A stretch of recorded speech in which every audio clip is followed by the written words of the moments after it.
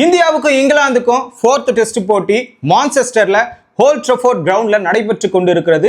இந்த கிரவுண்ட்ல இதுவரைக்கும் இந்தியா ஜெயிச்சதே கிடையாது. நடந்திருக்கக்கூடிய 9 போட்டிகள்ல 5 போட்டிகளை டிரா பண்ணி 4 போட்டிகள்ல தோல்வி அடைந்திருக்கிறது இங்கிலாந்திடம். இப்படிப்பட்ட சூழ்நிலையில முதல் நாள் முடிவுல 264க்கு 4 விக்கெட்டை இழந்திருந்தது இந்திய அணி. இது போதுமானதாக இருக்கும் என்று பார்த்தா கண்டிப்பா கிடையவே கிடையாது.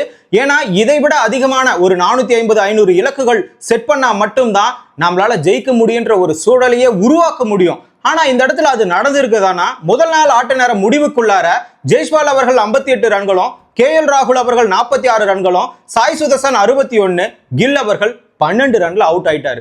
கில்லுக்கு மட்டும் திட்டம் போட்டாரு ஸ்டோக்ஸ். என்ன திட்டம் போட்டாருன்னா, இந்த இடத்துல கில்லுக்கு பிளாட்டான பிட்ச்ல மட்டும்தான் ஆடுவாரு. அதாவது அகமதாபாத் கிரவுண்ட் இருக்கிற மாதிரியான கிரவுண்ட்ல மட்டும்தான் அவருக்கு ஆட தெரியும் சொல்லிட்டு கிண்டல் அடிச்சாங்க. அதற்கேற்றார் போல் தான் பால் ஃபாஸ்டா போனாலோ இல்ல ஸ்விங் ஆனாலோ கண்டிப்பா கில் அவர்களுடைய விக்கெட்டை ஈஸியா எடுக்கலாம்னு சொன்னாரு. அதே மாதிரி அவருடைய பந்திலேயே சுப்மன் கில் அவர்கள் அவுட் ஆயிட்டு வெளியேறிட்டாரு. இந்த பக்கம் சாய் சுதர்சன கடைசி வரைக்கும் இவர் மட்டுமே, அதாவது ஸ்டோக்ஸ் மட்டுமே விக்கெட் எடுத்திருக்கிறார். முதல் டெஸ்ட் போட்டியில 2 இன்னிங்ஸ்லுமே ஸ்டோக்ஸ் தான் விக்கெட் எடுத்தாரு. அதுவும் சேம் பால்ல 3 முறையுமே ஸ்டோக்ஸ் கிட்ட விக்கெட் ஆயிருக்கிறாரு சாய் சுதர்சன். அவருக்கு இந்த லெக் சைட்ல பின்னாடி போடுற பந்து மிகப்பெரிய ஒரு வீக்னஸ் ஆக இருக்கிறது. ஆகிய காரணத்தினால அந்த பந்தையே கடைசி வரைக்கும் போட்டு ஸ்டோக்ஸ் அவர்கள் அவரை வம்பெடுத்திருக்கிறாருன்னு கூட சொல்லலாம். அடுத்த போட்டியில இந்த இடத்துல சாய் சுதர்சன் ஸ்டோக்ஸை சமாளிக்கிறாரான்னு சொல்லிட்டு பொறுத்திருந்து தான் பார்க்கணும். ஆனா இந்த ஆட்ட நேர முடிவுல 264க்கு 4 விக்கெட்டை எடுத்து இழந்திருந்தாலும் இன்னொரு பக்கம் இதுல நாம வெற்றி அடையணுன்ற எண்ணத்துக்கு இலக்க பெருசா செட் பண்ணணும். ஆனா அந்த ஆட்ட நேர முடிவுக்குள்ளார ஓக்ஸினுடைய பந்து 128 கிலோமீட்டர் வேகத்தில் வந்தது. அந்த நேரத்துல ஸ்வீப் ஷாட் ஆடி கால்ல எலும்பு முறிவு ஏற்பட்டு இருக்கிறது.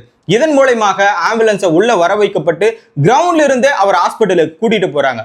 ரிப்போர்ட் 6 வாரத்துக்கு நீங்க கிரிக்கெட் பக்கமே போகக்கூடாதுன்னு சொல்றாங்க. ஆனா ரிஷப் பண்ட் களத்துக்கு வராரு மறுநாள்ல. அப்படி டே 2ல இந்த இடத்துல ஜடேஜா அவர்களும் ஷர்துல் தாக்கூர் அவர்களும் முதல் நாள் ஆட்ட நேர முடிவுல 19 ரன்கள் மட்டுமே 2 பேருமே சராசரியா அடிச்சு வச்சிருந்தாங்க. ஆனா தொடக்கத்திலேயே 20 ரன்னுக்கெல்லாம் ஜடேஜா அவர்கள் கான்ட்ரவர்சியான முறையில அவுட் ஆயிட்டு வெளியே போயிட்டாரு. இந்த இடத்துல ஜடேஜா அவர்கள் ரிவ்யூ கேட்டுக்கலாம். பொதுவா 3rd அம்பையர் கிட்டயே கள நடுவர்கள் இந்த மாதிரியான கேட்சுகள் எப்படி கையை கீழே விட்டு வாரி பிடிச்சிருக்கிறாரு டைவ் அடிச்சு, அப்படி பிடிச்சிருக்கக்கூடிய ஒரு கேட்ச டவுட்டான முறையில கள நடுவரை 3rd அம்பையருக்கு ரிவ்யூ கொடுத்திருக்கலாம். ஆனா அவங்களும் பண்ணல. இன்னொரு பக்கம் ஜடேஜா இந்த இடத்துல ரிவ்யூ கேட்டிருந்தா அது நாட் அவுட் ஆக இருந்திருக்கும். நீங்களும் பார்த்திருப்பீங்க, அவர் எப்படி பிடிச்சிருக்கிறாருன்னு உங்களுக்கே தெரியும். சோ இதன் அடிப்படையில நெக்ஸ்ட் ரிஷப் பண்ட் உள்ள வராரு. ஒருத்தனுக்கு எலும்பு முறிவு ஏற்பட்டு விட்டது, இருந்தாலும் துணிச்சலாக களத்துல உள்ள இறங்குறாங்கன்னா எதற்காக இவர் உள்ள வராரு? நாட்டுக்காகவா இல்ல சுயநலமாக 50 அடிக்கணும்ன்றதுக்காகவா? கண்டிப்பா 50 அடிக்கணும்ன்றதுக்காகவே கிடையாது. உலக நாடுகள், அதாவது இங்கிலாந்தும் சரி இந்தியாவில் உள்ள ரசிகர்களும் முன்னாள் கிரிக்கெட் வீரர்களும் ரிஷப் பண்ட் தான் இன்னைக்கு பாராட்டிட்டு வராங்க. மேக்ஸ்வெல் எப்படி தனிப்பட்ட முறையில் ஆப்கானிஸ்தானுக்கு எதிராக தனியாக நின்று களத்துல நின்று அந்த செமிஃபைனலை ஜெயிக்க வச்சுட்டு கப்பையே அடிக்க வச்சாரோ அதே மாதிரி ரிஷப் பண்ட்டும் இந்த இடத்துல ஏதோ ஒரு மாற்றத்தை நிகழ்த்ததான் உள்ள வராரு. இவர் மேலதான் முழு பொறுப்பு இருக்கு. அவருக்கே தெரியும் ரிஷப் பண்ட் அந்த இடத்துல அதிரடியா ஆடலனா எந்த மேட்ச்லயுமே ஸ்கோர் அதிகமா கிடைக்காது. இந்த போட்டியில 479 ரன்களை அடிச்சு ஒரு விக்கெட் கீப்பரா அதிக ரன்னை ஒரு தொடர்ல அடிச்சிருக்கிறாரு. ஸ்டூவர்ட் அவர்கள் இதுக்கு முன்னாடி 464 ரன்களை அடிச்சிருப்பாரு. ஒரே தொடர்ல அதிக 50 அடிச்ச கீப்பர் யாருன்னா 5 முறை அடிச்சு இந்த இடத்துல ரிஷப் பண்ட் தான் ஃபர்ஸ்ட் இடத்துல இருக்கிறாரு. இதுக்கு முன்னாடி தோனி அவர்கள் 450 அடிச்சு ஒரே தொடர்ல அடிச்சிருப்பாரு. அவர் தான் முதல்ல இருந்தாரு. இப்ப ரிஷப் பண்ட் அவர்கள் வந்துட்டாரு.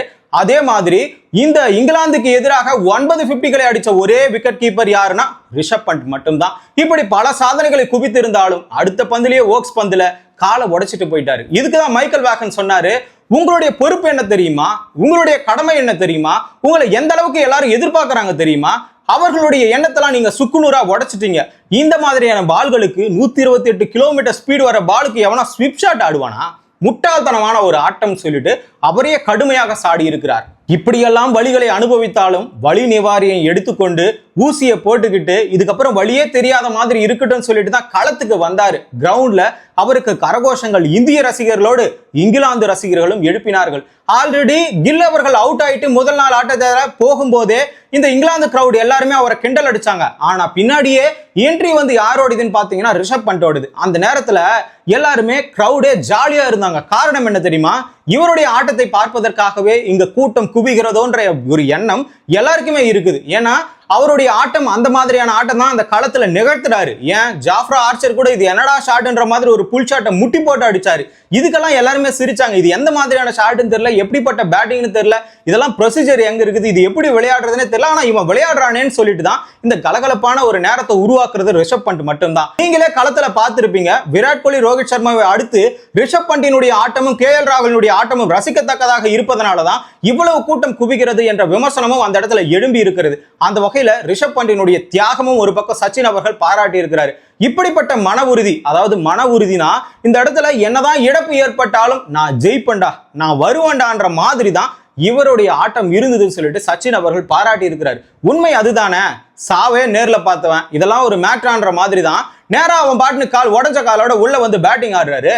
இப்படிப்பட்ட வீரர்லாம் இந்தியாவுக்கு எப்பவுமே நிலைச்சு இருக்கணும். நினைச்சு பாருங்களேன், பார்டர் கவாஸ்கர் டிராஃபில உட்கார வச்சாங்க, சாம்பியன்ஸ் டிராஃபில உட்கார வச்சாங்க. ஆனா இப்போ மறக்க முடியாத, அதாவது இவரை தான் வந்து நாம வச்சே ஆகணும், இவருடைய ஆட்டம் தான் இந்த இடத்துல திருப்பு முனையாகவே இருக்கும் அப்படின்ற எண்ணம் இங்கிலாந்து முன்னாள் கிரிக்கெட் வீரர்களுக்கும் கம்பீர் அவர்களுக்கும் சரியான பாடம் புகட்டும் அளவிற்கு அவருடைய திறமையான ஆட்டத்தை வெளிப்படுத்தி வருகிறார். 2 சதம் 3 50 அடிச்சு இந்த இடத்துல இந்த ஒரு சீரீஸ்ல 2வது பிளேஸ்ல 479 ரன்களை அடிச்சு 2வது பிளேஸ்ல இருக்கிறாரு. கண்டிப்பா இவருக்கு அடிபட்டுருச்சு, இவருக்கு அடுத்து இன்னொரு சப் கீப்பர் வேணும்ல, அதுக்குதான் இஷான் கிஷனுக்கு அழைப்பு விடுத்து இருக்கிறது BCCI. BCCIக்கும் ஒரு வருஷ காலமா இஷான் கிஷனுக்கும் ஒரு கருத்து மோதல் இருக்குது. இதெல்லாம் மறந்துட்டு இந்த நேரத்துல இஷான் கிஷனை தான் கூப்பிட்டு அனுப்பணும்னு சொல்லிட்டு கவுண்டி கிரிக்கெட்ல வேற 2 50 அடிச்சு இங்கிலாந்து மண்ணுக்கே ஏதுவா இருக்கிறாருன்னு சொல்லிட்டு 5வது டெஸ்ட்டுக்கு அவரை தான் பயன்படுத்த போறதா இந்த இடத்துல தகவல் வெளியாகி இருக்கிறது. ஆனா அவர் உள்ள வந்தாலும் 11ஸ்ல த்ருவ் ஜுரல் தான் இருப்பாரு. ஆல்ரெடி 3rd டெஸ்ட்ல விரல்ல காயம் ஏற்பட்டது ரிஷப் பண்ட்டுக்கு, அதையும் மறந்து மறுபடியும் காலில் வர எலும்பு முறிவு, இப்படி தொடர்ந்து அவருக்கு சிகிச்சை அளிக்கும் விதமாகவே இந்த காயங்கள்லாம் ஏற்பட்டு இருக்கிறது. தொடர்ச்சியாக அவர் விளையாட முடியாத ஒரு சூழல் ஏற்படுமா, ஏன்னா ODI வருது, T20 வருது, இதுலலாம் அவர் இடம் பிடிக்கணும், அந்த மாதிரியான கனவுகளோடு இருப்பாரு. ஆனா 6 வாரம் ரெஸ்ட் எடுக்கணும். ஆல்மோஸ்ட் இந்த டெஸ்ட் முடிகிற வரைக்கும் அவருக்கு ரெஸ்ட் தான்ற மாதிரி தான் அவருடைய காயங்கள் பலமாக பட்டிருக்கிறது. 2வது நாள் தொடக்கத்துல ஜடேஜாவும் இன்னொரு பக்கம் ஷர்துல் தாக்கூரும் நேற்றைய ஆட்ட நேர முடிவுல 19 ரன்கள் அடிச்சிருந்தாங்க. ஆனா இன்னைக்கு போட்டியில ஷர்துல் தாக்கூர் 41 ரன், அதாவது ஆல்ரவுண்டரா நிதிஷ்குமார் ரெட்டிக்கு உள்ள வந்து அவரை விட ரன்கள் அதிகமாக அடிச்சிருக்கிறாரு தான் சொல்ல முடியும், பந்துகளே அதிகமாக தான் ஆடி இருக்கிறாரு சொல்ல முடியும். போலிங்ல தாக்கத்தை ஏற்படுத்துவாரான்ற கேள்வி நமக்கு தெரியாது, ஏன்னா பொறுத்திருந்து தான் அந்த ஆட்டத்தை பார்க்கணும். அதே மாதிரி இன்னொரு பக்கம் ஜடேஜா அவர்கள் போன மேட்ச்ல இவ்வளவு நேர்த்தியாக விளையாடினாரு, இந்த மேட்ச்லயும் பொறுப்பா விளையாடுவாருன்னு நினைச்சா பொறுப்பா தான் விளையாடினாரு. ஜாக் ராலி அவர்கள் கையோட சேர்த்து மண்ணோட சேர்த்து அந்த பாலை பிடிச்சிருக்கிறாரு. அது பந்து தரையில பட்டதா ஒரு தகவல் இருக்கிறது. இந்த மாதிரி பொய்யான கேட்சை ஏமாத்திட்டாங்கன்னு சொல்ல முடியாது, ஏன்னா இந்த இடத்துல ஜடேஜா அவர்கள் ரிவ்யூ எடுத்து இருக்கணும். இன்னொரு பக்கம் கள நடுவர்கள் தப்பு பண்ணிட்டாங்கன்னா சொல்லலாம். கள நடுவர்கள் இப்படிப்பட்ட சிக்கலான கேட்சுக்கு 3rd அம்பையரை அணுகி இருக்கணும், ஆனா அவங்க அணுகாம இந்த இடத்துல அவுட் கொடுத்தது மிகப்பெரிய தவறு. இந்த இடத்துல ஜடேஜாவும் ரிவ்யூ கேட்காம போனதும் மிகப்பெரிய தவறு. இதன் மூலமாக ஒரு விக்கெட் ஈஸியா பறி போயிடுச்சு. நாம கேட்டிருந்தா கண்டிப்பா 400 ரன்கள் குவிக்கக்கூடிய ஒரு நிலை இருக்கும். ரிஷப் பண்ட் அடிபட்டு வெளியே போயிட்டாரு. இந்த மாதிரியான நேரத்துல ஜடேஜா தான் டீமை காப்பாற்ற வேண்டும் என்ற நிலை அவர் மேல அந்த சுமை விழுந்திருக்கும். இருந்திருந்தா ரிஷப் பண்ட் இருந்திருந்தா அவரே பார்த்துக்கிட்டு இருப்பாரு. நீங்க ஈஸியா கடைசியில வந்து அந்த தேஞ்சு போன பாலை ஈஸியா அடிச்சிருக்கலாம். ஆனா இந்த இடத்துல எதுவுமே பண்ணாம ஜடேஜா அவர்கள் 20 ரன்ல அவுட் ஆயிட்டு போகவே அன்சுல் கம்போஜும் வந்த வேகத்துல போயிட்டாரு. வாஷிங்டன் சுந்தரம் 27 ரன்ல வெளியே போயிட்டாரு. இருக்கக்கூடிய பும்ரா, சிராஜ், ரிஷப் பண்ட் அவர்கள், ஆர்ச்சர் மீண்டும் சேம் பாலை போட்டு போல்ட் எடுத்துட்டு அவரையும் அவுட் எடுத்துட்டு போனாரு. இந்த இடத்துல முக்கியமா பென் ஸ்டோக்ஸ் அவருடைய திறமையை பாராட்டி ஆகணும். கேப்டனா சிறப்பா அணியை வழி நடத்துறாரு. இன்னொரு பக்கம் 72 ரன்னை விட்டு கொடுத்து 5 விக்கெட் 8 வருஷத்துக்கு அப்புறம் இப்பதான் முறையை எடுத்திருக்கிறாரு. இப்படிப்பட்ட ஒரு வீரர் இங்கிலாந்துக்கு கிடைச்சது ஒரு வரம் தான். ஏன்னு கேட்டீங்கன்னா பேட்டிங்லயே சிறப்பா இருக்காரு, போலிங்லயே சிறப்பா இருக்காரு, ஃபீல்டிங்லயே சிறப்பா இருக்காரு, கேப்டனாவும் சரியா செயல்படுறாரு. இதுக்கு மேல ஒரு அணிக்கு என்னதான் வேணும்? ஒரே ஃபார்மேட்ல விளையாடுறாரு. 3 ஃபார்மேட்ல விளையாடினா இங்கிலாந்து எங்கேயோ கொண்டு போகலாம். இவருடைய ஆட்டமும் இன்னைக்கு பென் ஸ்டோக்ஸ் வந்து முடிவினால மட்டும்தான் பேஸ்பால் திரும்ப அவங்க லைனுக்கு வந்திருக்குதுன்ற மாதிரி தான். 2வது நாள் ஆட்டத்துல அந்த தொடக்கத்துல இங்கிலாந்து தொடக்க வீரர்கள் விளையாடினாங்களே, பென் டக்கெட்டும் ஜாக் ராலியும் 166 ரன்களை பார்ட்னர்ஷிப் அடிச்சு அப்பதான் ஒரு விக்கெட்டே விழுந்துச்சு. இருந்தாலும் இந்த இடத்துல 6 ரன் வித்தியாசத்துல தான் சதத்தை மிஸ் பண்ணிருக்கிறாரு பென் டக்கெட். அன்சுல் கம்போஜ் ஓவர்ல விக்கெட் ஆயிட்டாரு. ஆனா இந்த இடத்துல 166க்கு தான் ஒரு விக்கெட் எழுந்துச்சு. ஆனா இந்தியா 94 ரன்னுக்கெல்லாம் ஒரு விக்கெட் விழுந்தது. எப்ப விழுந்தது? கிட்டத்தட்ட 35 ஓவர் 40 ஓவருக்கு தான் போயிட்டு 100 தொடுறாங்க. இங்க 19 ஓவருக்குலாம் 102 தொட்டுட்டார்கள் இங்கிலாந்து வீரர்கள். பேஸ்பால கையில எடுத்து 46 ஓவருக்கு 225 ரன்களை அடிச்சு 2 விக்கெட்டை இழந்துட்டாங்க. இந்த பென் டக்கெட்டும் ஜாக் ராலி இருக்கிற வரைக்கும் அதிரடியா ஆடிட்டு இருந்தாங்க. ஆனா இப்போ போப் அவர்களும் ரூட் அவர்களும் டிஃபென்ஸ் ஆட ஆரம்பிச்சுட்டாங்க. இப்படியே விளையாடி இருந்தா கண்டிப்பா இங்கிலாந்து அணியுடைய முழுமையான விக்கெட்டை எடுக்க முடியாம இந்திய அணி திணறக்கூடிய ஒரு நிலை இருக்கும்.